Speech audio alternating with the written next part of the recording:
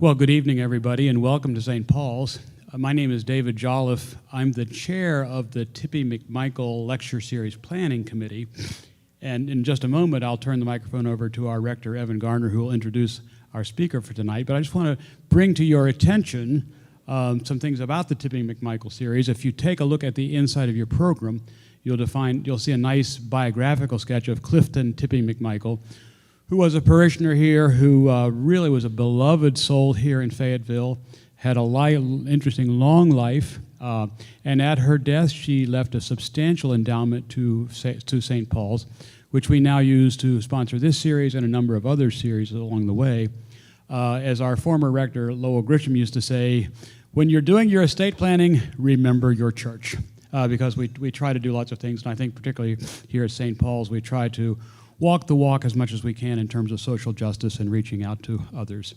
I want to call your attention to future events, and all of them are in the program. Tomorrow morning at 10 o'clock in this very space in the adult forum that happens between our 8:30 service and 11 o'clock service, Zachary Crow will be back again tomorrow morning, and he will be joined by tell me who she... Madeline Porta from the Bail Project will be here, and Matt Hendrickson, who is here someplace. Yes, Matt, you are here someplace. Oh, Matt will be here representing the Prison Story Project, and I want to just toot that horn just for a second. I've been very involved with the Prison Stories Project since day one, and today is our 6th anniversary of having done our original performance of On the Row. Thank you. Today's the day we performed On the Row for the 9 inmates on death row in Arkansas who actually wrote the play. And then the warden videotaped it and showed it to the rest of the population at Varner Supermax. Unfortunately, I think he also showed it to the governor and to the attorney general. And we are right on the top of their you-know-what list.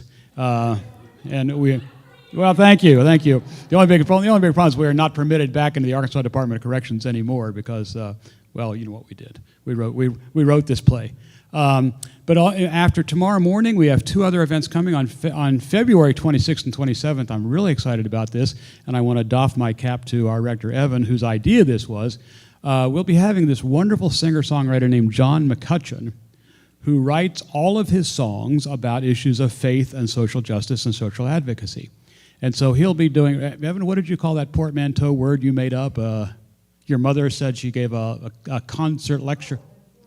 An informants, that's right, John will be doing that on February 26th. He's very excited about this.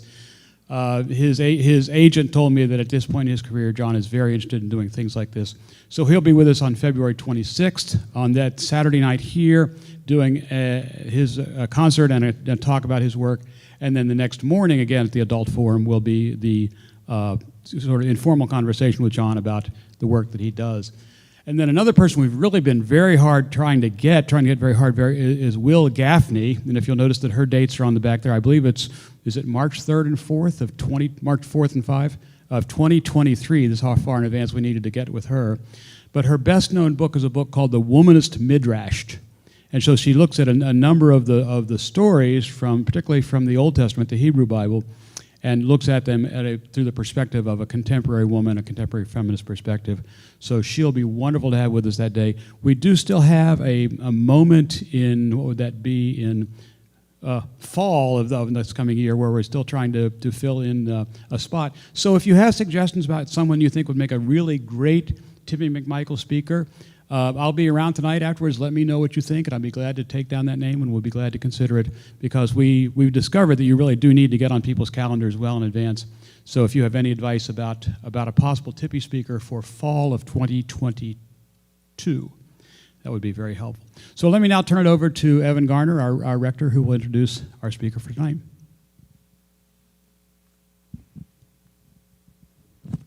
Thank you, David.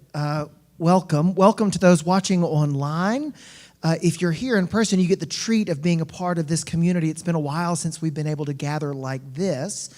But if you're watching online, we're glad that you're with us. And if you're here in person and you hear something that you want to hear again, go to our church's YouTube channel and you can listen and watch our presentation. And if you look around the room and notice somebody that should have been here tonight but wasn't, send them an email or a text and share the link of tonight. We're really glad that we can share that and grateful to Dan Robinson and our media ministry for making that possible. It's a joy to welcome our speaker tonight. Zachary Crowe is, as you know, the executive director of Decarcerate. You might not know that Zach is from Bologna, Arkansas. I didn't know where Bologna was. It's about 30 miles outside of Conway. Some of you might have been to Bologna. But Zach more recently spent 2 years in the Atlanta area dealing with issues of incarceration, but in particular with issues surrounding the death penalty, and then has come back to his home state to carry out the work of ending mass incarceration in our state and advocating on behalf of those who are incarcerated and their families. Those ministries, those programs, those efforts strike at the very core of who we are. And it is so good for us to be able to hear someone who has a vision for what our state might be like so that he can invite us to be more fully a part of that. Join me in welcoming tonight's speaker, Zachary Crowe. Zach?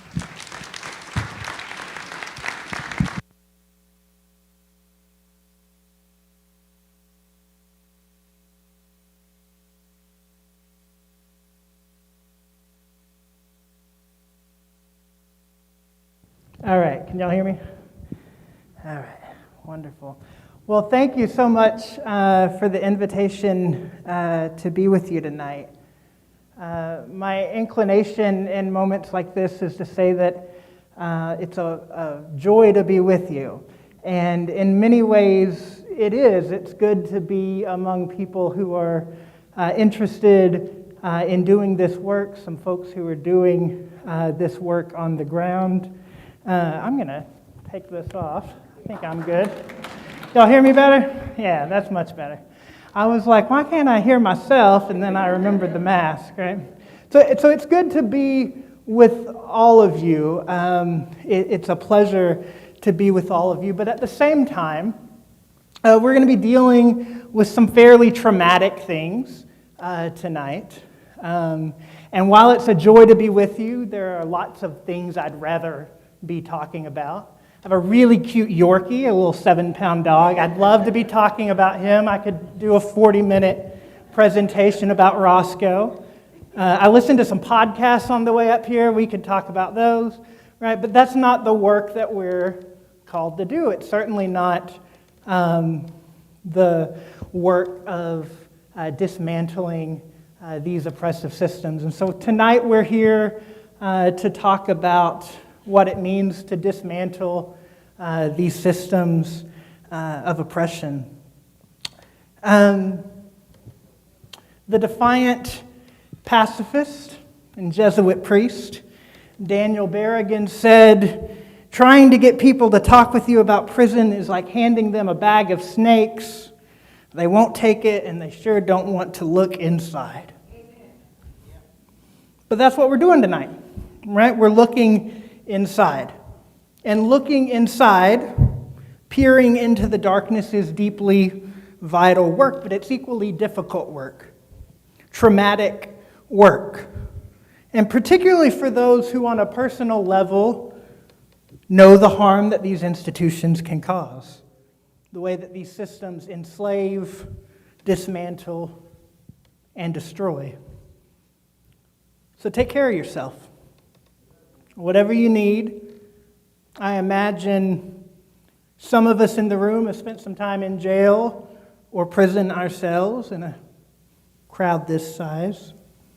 Perhaps some of us have friends, family, loved ones who are trapped in cages or under state control of some kind. So I want to be really, really clear. You have permission. You are empowered to take care of yourself in whatever way you need, right? So come and go freely, fidget in your seat, pace up and down the aisles of the room, right? Whatever you need to be present in this moment. And for everyone else, an invitation to show some grace and patience for folks who need a little more out of this moment than you do. All right.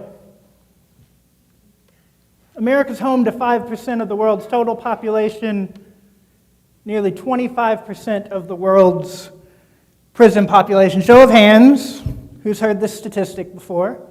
Right? Not surprising. It's it's commonly quoted, but it continues, I think, to be an important litmus test, an important metric for understanding the carceral state in America. Because this is an American epidemic. Tonight, though, we're going to zoom in specifically on Arkansas. We're going to focus our attention on this unnatural state that we're all in. This place with its own complicated and treacherous history. Because it's one thing to stare at a bag of snakes. It's a different thing entirely to look in the eyes of a viper in your own backyard, right? And particularly if you know what it means to be bitten by that snake.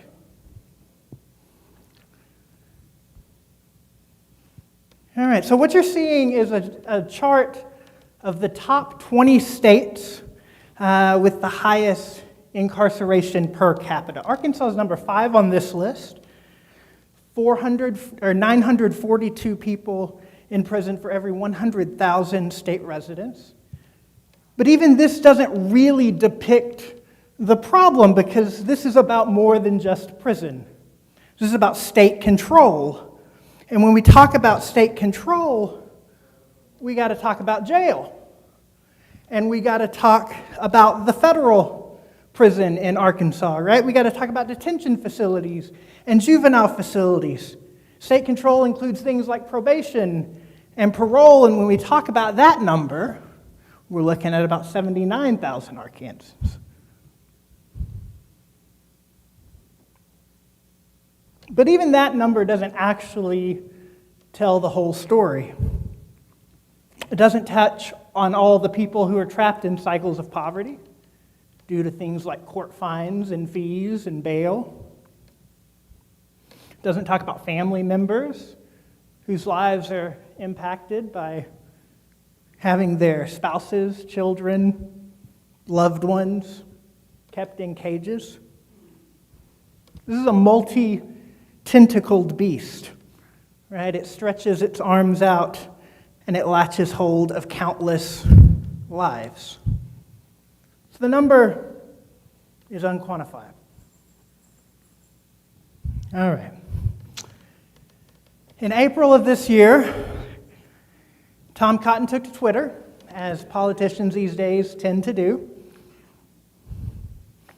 He said, "We have a major just be clear, this is Tom Cotton speaking, not me. All right, so, all right, I'm being recorded, I have to be clear. We have a major under-incarceration problem in America, and it's only getting worse." Now, I have a lot of thoughts about Tom Cotton and why he would say something like this. Buy me a beer afterwards, and I'll talk your ear off. But I think it's important to say, for the purposes of this talk, that Tom Cotton is not alone in this belief. Tom Cotton is speaking to a base, to his nearly 500,000 Twitter followers, to millions of people who heard him say this on Fox News.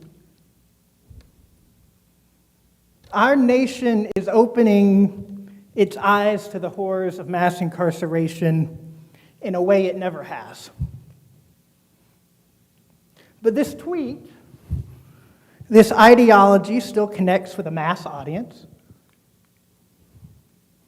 This is the ideology, the internalized belief that we're going to be battling, perhaps even in ourselves tonight, right? Many of us were raised to believe that we need prisons and police to keep us safe.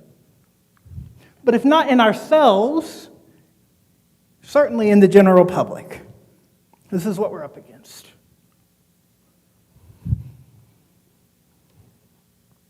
How did we get here? Thanks in part to people like Michelle Alexander, right, Ava DuVernay, Brian Stevenson. I think many people have at least a rudimentary understanding of how we got here, how America came to have 5% of the world's population, 25% of the world's prison population. But the history of Arkansas, I don't think, has been widely told. I would wager a guess that most folks in this room couldn't have a real conversation about the history of mass incarceration in this very particular place. So that's what we're going to do tonight. We're going to dive in. We're going to talk specifically about how we got here in Arkansas. Because local history is important, right? It's important to understand the generational trauma, the systemic injustice that has been foundational to Arkansas's criminal punishment system from its origin, right? Because we can't win this fight until we understand the beast that we're waging war against.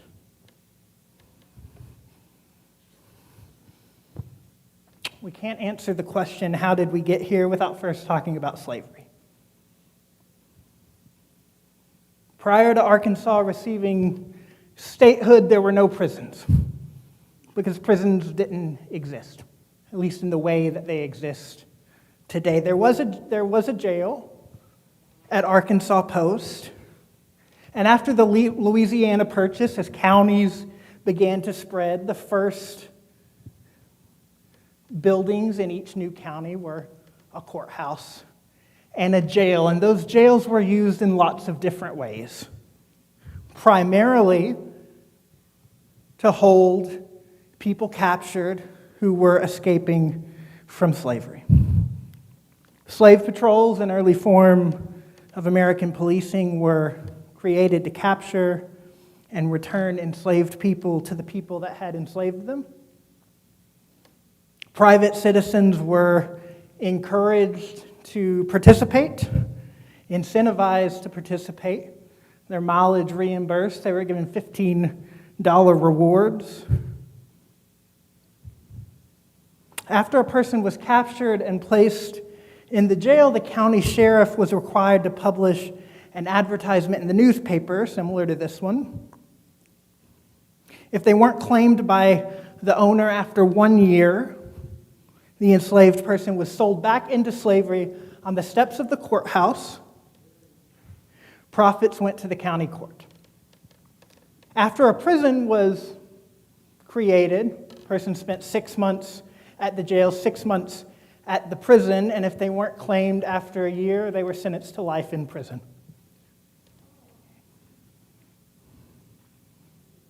At 11 years old, Harry was the youngest person advertised in the papers. He was discovered on a steamboat and left at the Chico County Jail in 1840. For Harry and countless others, incarceration had become an extension of slavery. While Harry was likely sold back into bondage, others were able to escape, not only from plantations, but from the jails as well. Jails were made of wood. It was easy to break out, and so people did.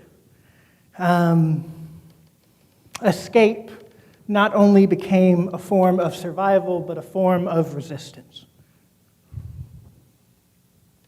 What you're seeing here is a chart you've already seen. Again, it's the top 20 states, with one significant change. The states in blue are former slave states. And so what we know is that the legacy of slavery has stayed with us in a very tangible way. 6 of the top 7 and 11 of the top 18 states, also former slave states. This is, of course, because the modern-day prison system operates both as an extension and a continuation of slavery. As Brian Stevenson says, slavery didn't end, it evolved. The first penitentiary on American soil came in 1790 when a portion of Pennsylvania's Walnut Street Jail was converted into the nation's first modern-day prison. Now, the penitentiary was largely the work of the Quakers, who saw the penitentiary as a more humane alternative to common practices of the day, like flogging, pillory, stocks, public hangings. Prison was intended as reform. People incarcerated at Walnut Street Jail were held in solitary confinement, the idea being that by reflecting on the error of their ways, incarcerated people would become penitent. This came to be known as the Pennsylvania Model and was adopted 39 years later by Eastern State Penitentiary in Philadelphia. Meanwhile, there was a second model that developed in New York called the Auburn Model. And the Auburn Model was similar to the Pennsylvania Model. Folks were still kept in isolation, but there was one key difference. People were allowed to work in group settings, right? Because we have to profit off of that work, right? So we created a way in which to do that. When Arkansas built its prison in 1838, it turned to a hybrid model of both Pennsylvania and Auburn. The architectural design of Arkansas State Penitentiary was modeled after Eastern State Penitentiary in Philadelphia, but commissioners preferred the Auburn model, which allowed for group labor. So as a result, in addition to 96 cells and officers' quarters, the prison included a blacksmith shop, smokehouse, and shoe shop. From the very beginning, the prison system was tied to unpaid slave labor. But then came the flames. In 1846, while attempting to escape, incarcerated people at Arkansas State Penitentiary burned the prison to the ground, crippling an already struggling state economy. The state, undeterred, rebuilt. In 1850, incarcerated people set fire to the rebuilt prison, causing significant damage and once again crippling the state's economy. Now, each time this happened, the legislature proposed abolishing the prison system outright. Said, we're simply too poor to have a prison in Arkansas, let's get rid of it. Now, sadly, that didn't happen, but I think it's important to say that there was a time when the abolition of prison was a foregone conclusion, an expectation. People thought it was coming, right, before we got entrenched in the way that we have.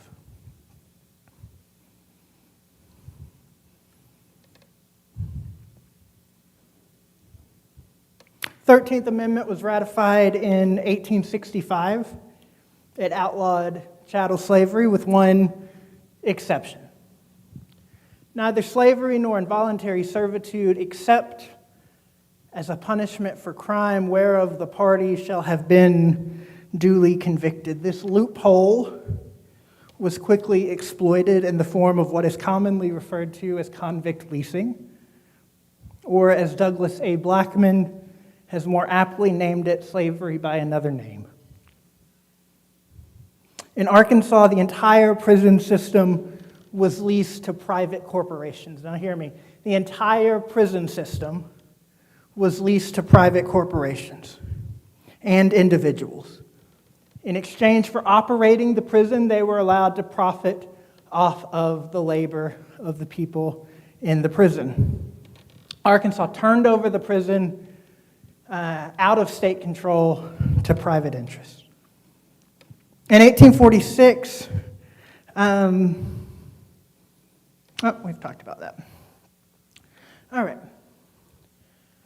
One of the ways that convict leasing emerged was at Coal Hill. This is one of the places, one of the convict leasing camps. Coal Hill's not far from here. I drove through Coal Hill on the way up here. I didn't quite know where this was until I saw the sign.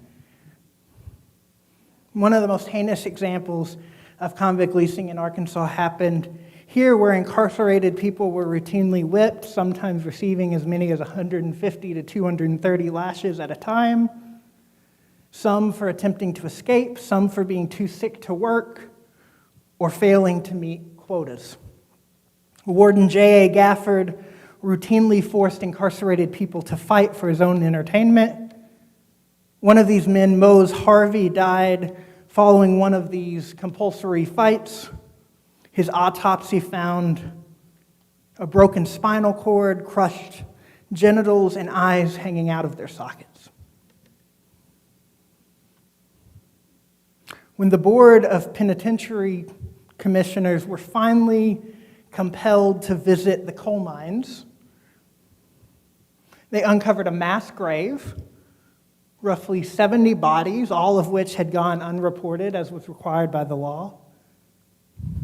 There was an article in the paper called "A Hell in Arkansas," detailed torture, severe overcrowding, disease, poor hygiene.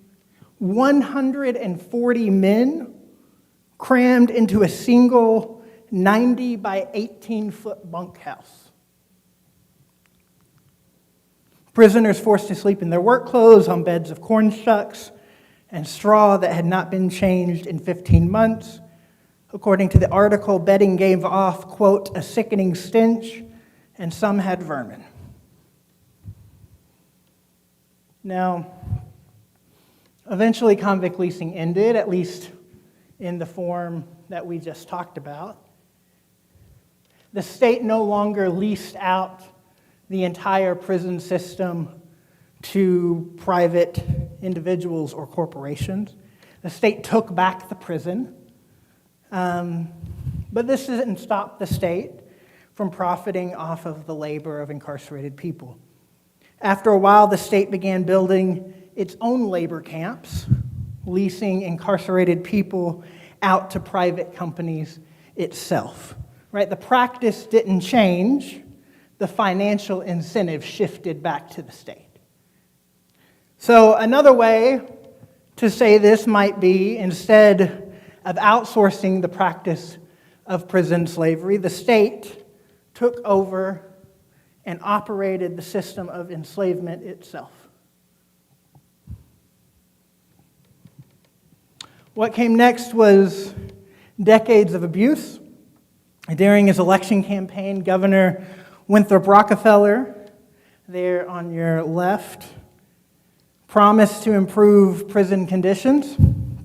After being elected, he hired Thomas Merton, on your right, a prominent reformist, as superintendent of Cummins Prison Farm. Now, a few months later, Merton invited members of the media to witness the unearthing of skeletal remains of 3 murdered prisoners. One of these skeletons had been decapitated, another had a crushed skull, another had its legs broken back. Merton's discovery of what the press soon called Bodiesburg made international news, embarrassed Rockefeller, infuriated conservative politicians. Merton quickly became a political liability for Rockefeller, who said that Merton had made, quote, a sideshow of the issue. In March 1968, only a few months after being appointed, Merton was fired.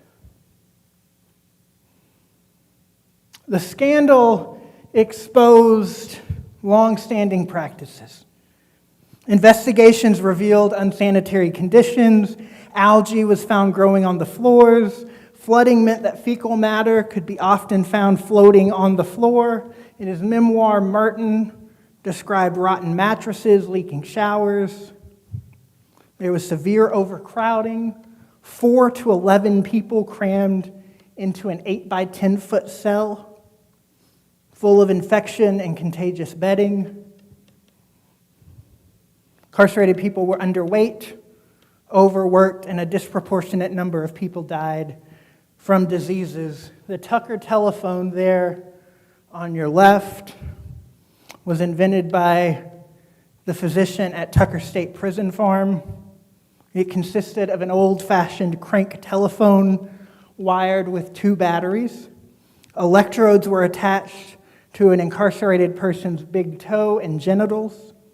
The electrical components of the phone were modified so that cranking the telephone sent an electric shock through the prisoner's body as a form of punishment. Most recently, a version of the Tucker telephone was used at Abu Ghraib. And of course, there was hard labor. Those who refused, those who were too sick, those who were told they were not working hard enough, were severely beaten, whipped by a leather strap. The practice of whipping people in prison continued until the 1970s. Right, and I think it's important to note that even amidst this oppression, people continued to resist. In October 1968, people at Cummins held a labor strike refusing to work in protest of prison conditions. It's one of many. But at this particular protest, guards fired shots, wounded 25 men in the head, back, and arms. Another was shot in the eye. In addition to being whipped as punishment for the strike, many were transferred and all were placed in solitary confinement. The level of abuse can be seen in the Holt v. Sarver decision. After decades of lawsuits, the United States Supreme Court ruled the entire Arkansas prison system unconstitutional. All right, let's make sure you heard me. SCOTUS said the entire prison system is unconstitutional, and Arkansas was under federal oversight for 13 years. Okay. Now, for the sake of time, they did give me a time limit on this. We're going to skip some history. But what I want to call your attention to is this chart. You've probably seen a chart similar to this before. This is the rise in prison population. And you'll see the solid line, that's the rate of the U.S. rate of incarceration. You'll see it jump drastically in the 70s into the 80s, directly connected to factors, right, like the war on drugs, war on crime, 94 crime bill. The dashed line represents the rate of incarceration in Arkansas. And for many decades, you see that Arkansas grew at roughly the same rate as the United States, based largely on the same national trends. Until 2011, when Governor Mike Beebe passed the Public Safety Improvement Act, reducing penalties for several nonviolent offenses. And for a while it was working. You see this dip happen right about 2011. For about 2 years, we saw a drastic decrease in the number of people in prison. But in May 2013, an African-American man named Daryl Dennis, who was out on parole, had 10 parole violations, carjacked and murdered a young 18-year-old white boy named Forrest Abrams.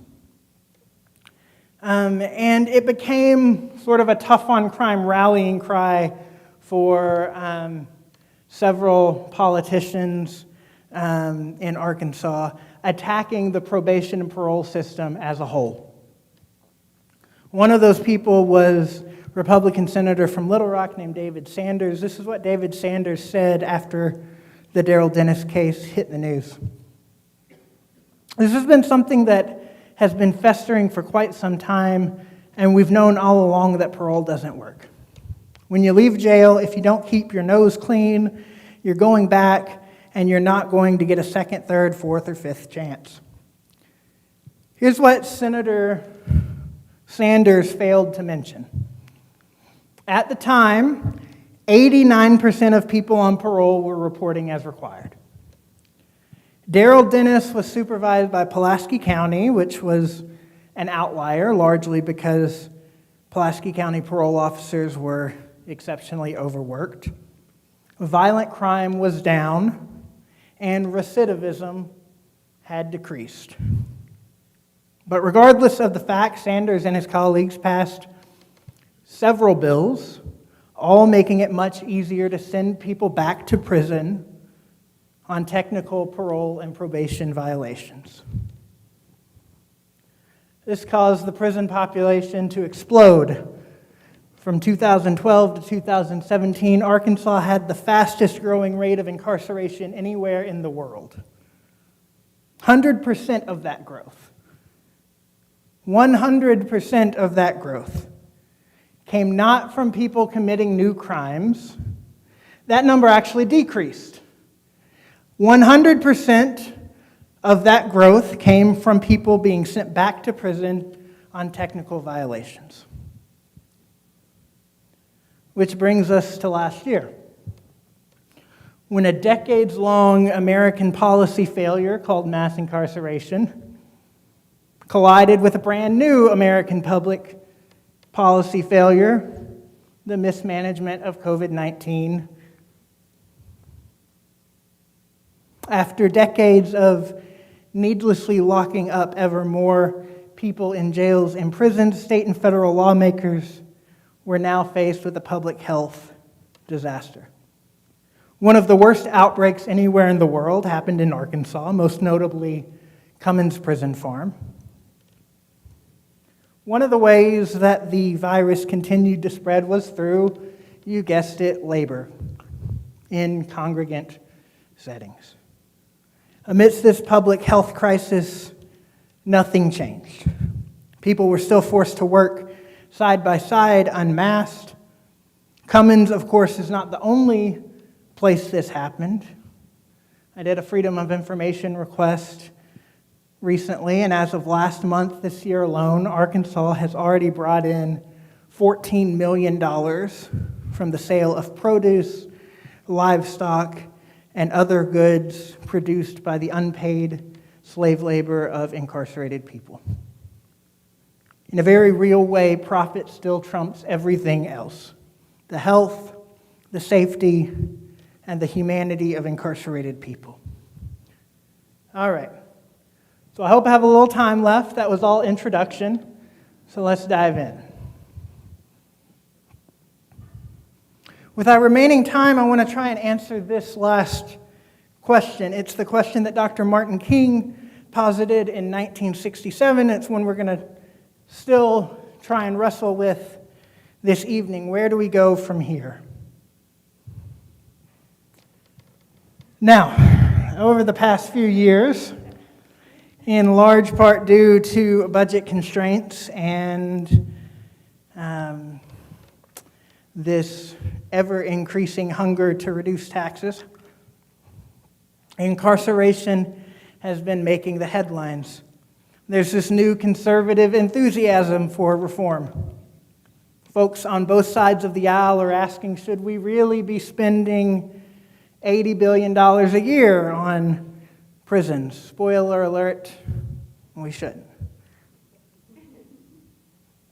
In the last several years, it's almost become trendy to care about prison reform, at least. In 2015, this headline ran in the Hartford Courant. It read, "Criminal justice reform is the new kale." And as much as this headline makes me roll my eyes, and it does, it kind of is.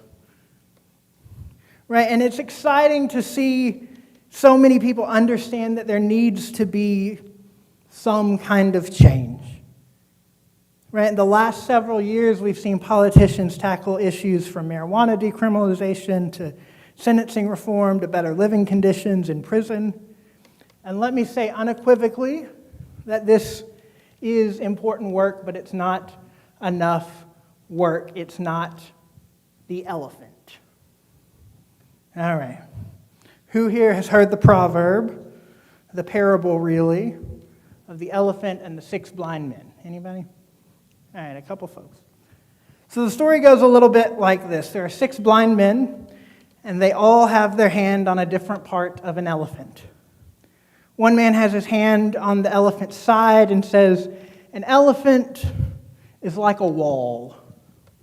Another has his hand on the tusk and says, "No, an elephant is like a spear." Another has his hand on the elephant's tail and says, "No, an elephant is like a rope."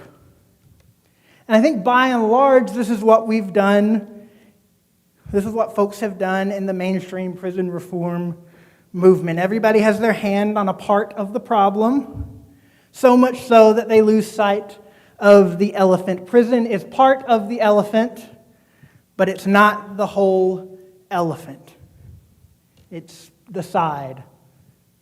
Right? Policing is a part of the elephant, but it's not the elephant, it's the legs. The elephant is the carceral state. Right? It's the commodification of human bodies, it's slavery. Right? It's what happens when we value people only for what they can produce for rich and powerful people.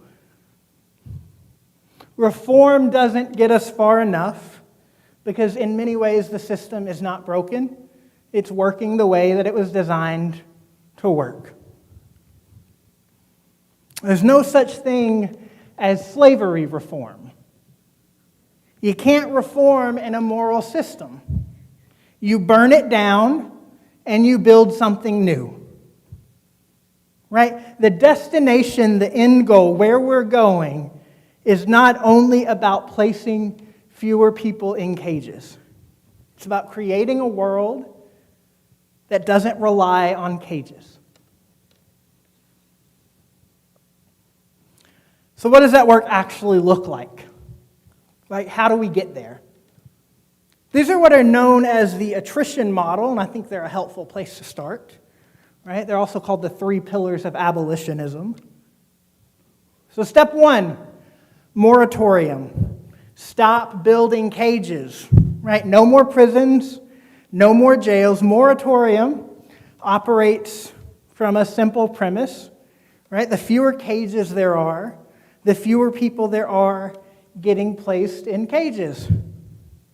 There was a 43% increase in, quote, correctional facilities, and I put that in quotes. The prison system is not correctional. It's cyclical at best. 43% increase in, quote, correctional facilities from 1990 to 2005. That's 544 new facilities in 15 years. That works out to a new facility every 10 days in America. Now, in more recent years, construction has slowed, but new cages are still being built. Washington County is trying real hard to expand this jail. So step 1, moratorium. This is the work that folks in your own community are doing, right? The work you have an opportunity to partner with right now in this place. All right, so a bit more complicated than moratorium is decarceration. This involves finding ways to get people out of prison. Right? So a vast number of people in prison, I would argue that most people in prison, represent no threat to people in society. Right? I'm thinking about people confined in cages simply because they're too poor to pay bail or fines and fees, people on probation, on parole who are returned for technical violations, people in jail for using drugs. But decarceration doesn't actually solve the problem, which brings us to the third step, which I might argue is both the most difficult and most important part of this work. Excarceration, right, involves finding ways to divert people away from prison in the first place, and more than that, create systems that don't rely on prisons at all. This might look like alternative sentencing. It might mean diverting juveniles away from detention facilities into community-based services. It might look like restorative justice practices rather than punitive ones. Right? These are small ways that we can massively reduce the footprint of incarceration. Right? Ways to strike the match and burn the system to the ground. However, dismantling the system is still not enough if we don't build something new. And actually, if we're honest with ourselves, we have to build lots of new things. Right? When I tell people I'm a prison abolitionist, the first question is, well, if not prison, then what? What do we replace prison with? As if there's a single answer to that question. Right? Think about it. Prison is a singular institution meant to address everything from drug possession to serial murder. Right? No one institution can do all that. Angela Davis, one of my heroes in this work, says it this way: imprisonment has become the response of first resort for far too many of the social problems that burden people who are ensconced in poverty. Homelessness, unemployment, drug addiction, mental illness, and illiteracy are only a few of the problems that disappear from public view when the human beings contending with them are relegated to cages. Prisons thus perform a feat of magic. Or rather, the people who continually vote in new prison bonds and tactically assent to a proliferating network of prisons and jails have been tricked in believing in the magic of imprisonment. But prisons do not disappear problems, they disappear human beings. How can we possibly think that one thing can address thousands of disparate issues in thousands of disparate communities? Right? Addressing harm doesn't look that way. There's never going to be one solution that waltzes in and replaces prisons. What there could be, and what I hold out hope that there will be, are lots of solutions that collectively replace prison. Most people who commit the types of harms that we call crime do so in the service of their own survival. So yes, the work is about burning down the system, but it's also about building a new world. Right? Because it's one thing to decriminalize mental illness, it's another thing entirely to fund mental health treatment. Right? It's one thing to decriminalize drug use, it's another to offer adequate rehabilitation services for people who need and want them. It's one thing to decriminalize homelessness, it's another thing to provide housing.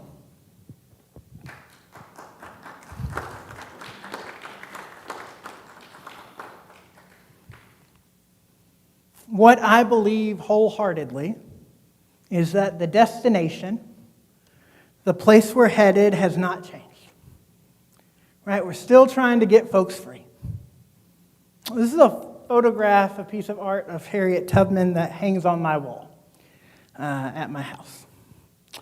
And it's a reminder that we come from a long lineage of people who are doing this work.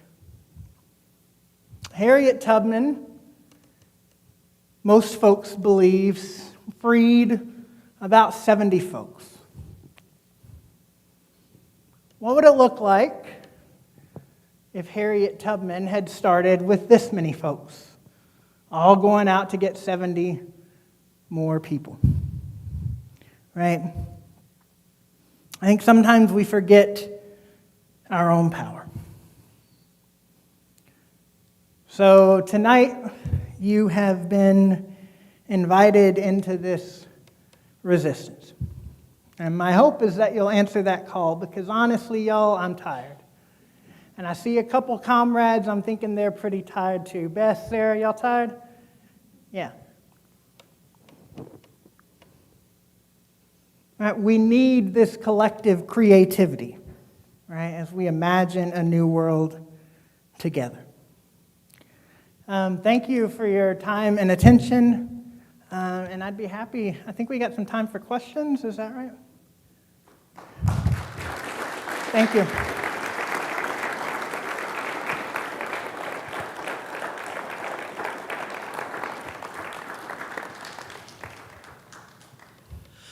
Who has a question or a comment to share? You want to do that part of the room, Evan, and I'll do Sure. this part? And by the way, when you do your questions, would you please don't do this? Talk right in the microphone because this is being live streamed and we do need to broadcast. So don't be shy. Question of the prisons in Arkansas, how many are privately operated? So, all of the juvenile facilities are privately operated. Currently, there are no private adult facilities. However, there are 2 counties, and I'm blanking on what those counties are. I'll have to look them up.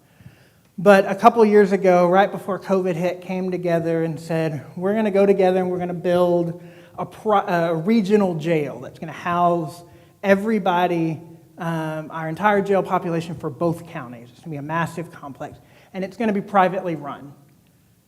ADC, Arkansas Department of Correction, came in and signed an MOU with the counties to rent 90% of the bed space. And so what we will potentially have, if this moves forward, is a privatized regional jail or a privatized prison operating as a regional jail. Most of the people in the facility will be people in prison. And I think the real travesty of this, outside of the fact that there are lots of people in a cage, is that the contract between the private facility is with the counties and not ADC. Meaning we'll have a private prison and with ADC holding none of the oversight responsibility. The counties will hold that. Yes. There's a follow-up to that. I take it these private prisons are for-profit and not a charitable organization? I don't think there's so they're very much for-profit. And I don't know that there's any such thing as a prison that's not terrible, but I think private prisons are a particular brand of awful. Because of that financial incentive. Other questions? Yes. Just a comment. As far as I know, even from Convict Leasing till now, the pockets that have been taking that, was it 14 million that prisoners get from sweating in fields and so forth? So this year, as of about a month ago to date, this year, according to the Department of Corrections records that they shared through this FOIA request, it was 14.1 million, and that came from a couple of different things. Most of it came from produce and livestock, and some of it came from a program called ACI, or Arkansas Correctional Industries. Nonprofits, government agencies, and government employees are allowed to purchase items made by prison labor, and so some of that money is from ACI, but most of it is from produce and the sale of livestock. Interestingly enough, the second largest purchaser from ADC this year is, unsurprisingly, Tyson. I think it's time to talk about a boycott of Tyson for lots of reasons. This is just one of many. But Tyson funding ADC through the purchase of corn, I think. The thing that has been concerning, I have never been able to find, in some years of trying to find it out, they get money. They also do free printing in this. They do industrial furniture building. So that's what They're doing a lot of money ACI. making. They're doing a lot of money making, and the only thing I've been able to see is they say generally it goes to the rehabilitation of prisoners, but Arkansas pays not a thin penny. Correct. So where is that money going? How can we find that out? I mean, it's supplementing ADC's budget, and I think it's important also to note, as you said, Arkansas is one of 5 states that pay $0 and 0 cents to people in prison for their forced labor. ADC will tell you that prisoners are not forced to work, but if you don't work, you're sent to solitary confinement. I have a very dear friend and co-worker with me at Decarceration who spent years in solitary confinement. He's an African-American man. He went to prison. He says, Zach, when I rolled into prison, he was 17 at the time, sentenced to life in prison as a child, got out because of new Supreme Court law. He said, I rolled in and I saw white men on horseback in a field full of black folks picking cotton. And I just watched, right before they arrested me, I'd watched Roots. That was my only context for what was happening. And then they wanted me to pick cotton, and I said, hell no, I'm not picking your cotton. Right? And so he spent years in solitary confinement. Sorry, I know I'm in a church, but sometimes the problem with Christians is they're blessing stuff they should be cursing, right? And so forgive me. Sometimes it comes out. All right. Yes, ma'am. Let's go to that side. Adele? And then I'll come up here to you, Annie. So my question is, if we are able to abolish prisons, obviously something's going to come in place after that, because as everything happens, people in power always want to replace it. So what will we do whenever it's replaced? Because we're acting like if we were able to abolish prisons, that nothing is going to replace it. So do we have any idea of what we're going to do after, if it ever comes? Yeah, I mean, so abolition, I think, is both sort of a roadmap and a political theory, right? And so, right, I don't know that there's a roadmap of here's how we end prisons in X number of years. Not one that I would trust, right? So I don't exactly know how we get there, but I do think there are resources, and I'd love to point you to some folks who are doing this kind of work in communities. I think there are models that are working, right? There are folks who have gotten rid of police in several circumstances, right? There are folks who are protecting one another in the community in ways that don't rely on police.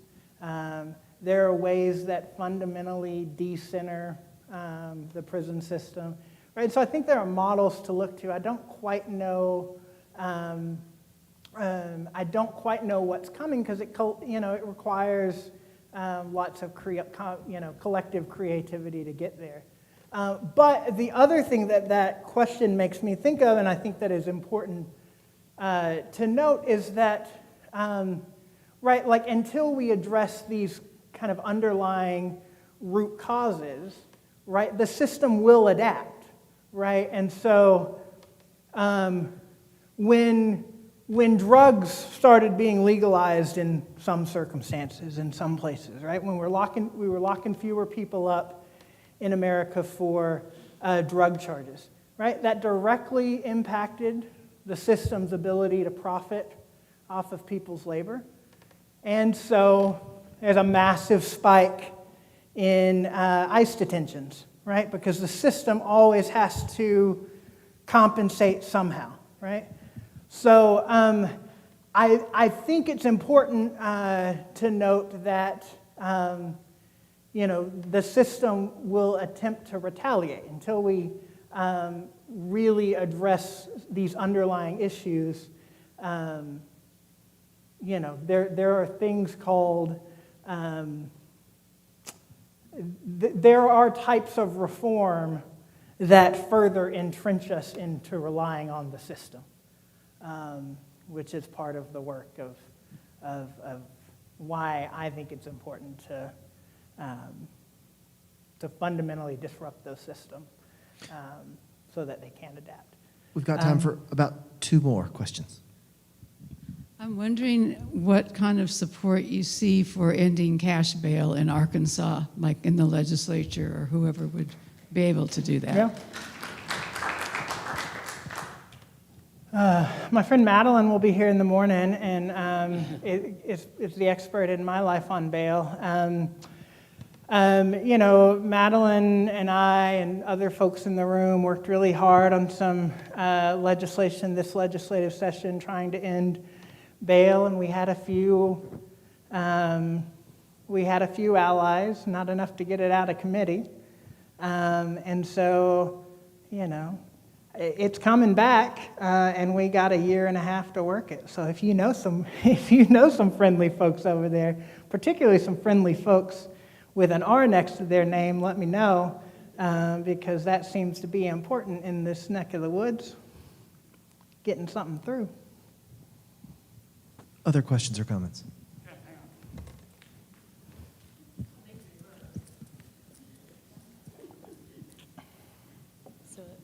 So as you pointed out, being poor and homeless, maybe mentally ill, should not be a crime, and it shouldn't be criminalized. We shouldn't be going to jail for that. One of the things that Fayetteville has done, and it was very successful, is they opened up a crisis unit, and it was unfortunately defunded by our quorum court, which has made such interesting decisions this year. And I heard recently we just got funded again, so it will be opening back up, thankfully. And that is one thing where the police have worked with our society to not put people in jail, to help them get the help they need and keep them out of the prison system. And I feel like that's one of the things that you were mentioning, and it's just one of those steps that we really need to hit on. And it is something that really did work, and it's something we need to bring back and support, and we need to make sure that our legislators support these things when they do work. Yeah, I appreciate that. Yes. Could I do one final question? And Zach, this has to do with the language that our elected officials used when they talk about incarceration. And I've always been, my point of view is frequently on people on death row who have the death penalty, but I think this holds true with people who have long sentences. Our elected officials always want to talk about closure. They say the families need to have closure, which strikes me as this odd abstraction that nobody quite knows what it means, as if, if someone is given the death sentence and is put away and they have the words, the initials SK in front of their prisoner number, which means safekeeping, and we're keeping them away from the public. But my sense is that word is like this anesthetic word. I'm always reminded of high school biology class when you gig the frog and paralyze the frog in the back of the neck with this word of closure. What would you say to someone that would say, long prison sentences are closure for the families?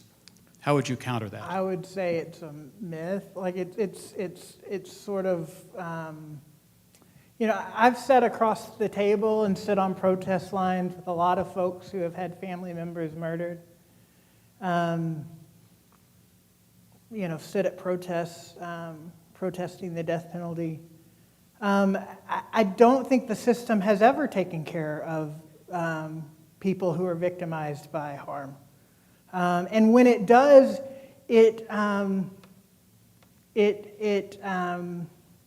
certainly doesn't do that across the board, right? And so, I don't know that. I think there's this sense that locking people away somehow is a response to harm and trauma, and I just don't believe that, right? I don't know how that addresses the needs of someone who's a victim of harm in any way. I think there are lots of ways that the system can and should be taking care of people who are victimized by the type of harm that we call crime, particularly violent crime. But I don't think cages are that answer. They just pass that harm on to new people. We're out of time for tonight, but let's come back tomorrow when Zachary, as well as representatives from the Prison Story Project and the Bail Project, will be with us for an interactive conversation. Also, if you feel your heart stirred by this, do something about it. And one way that you can do something about it is, of course, partner with Decarcerate or speak to Adeline Tyler, our curate, or Mac Mayfield, who's active in our Justice for All ministry, which also works with Bail Project and Decarcerate. This work is going on closer to home than you might realize. You have a voice. You have time. You have something to give. Give, because it matters. Thank y'all for being here. Let's show our appreciation for Zach as we leave. Thank you. Thank you, Zachary. Thank y'all.